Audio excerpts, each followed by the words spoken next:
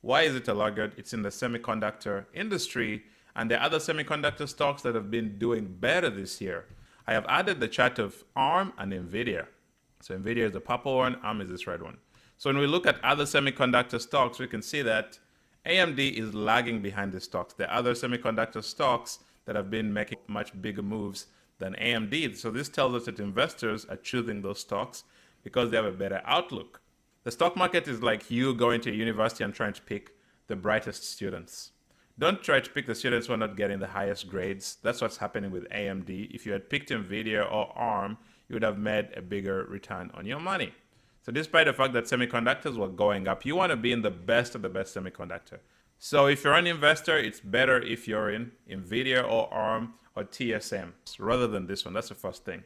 The second thing is that right now, a lot of semiconductor stocks are showing a bearish pattern. So stocks in an industry are likely to move together. So if other stocks in the same industry are showing a bear pattern, you have to be careful. So what is the conclusion about AMD? Right now, AMD is showing very bearish signs. The first thing is that it's below the 30-week moving average.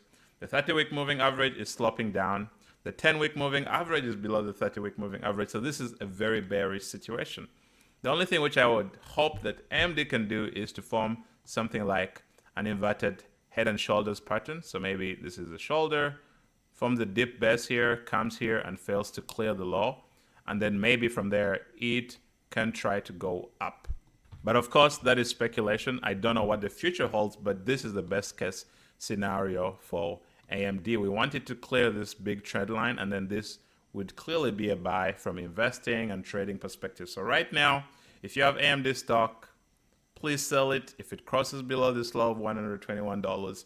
If you're not in it, please do not buy the stock. The technical patterns are not looking great. Even when it's going up, it's rising on low volume, it crashes on huge volume. That is a bad sign.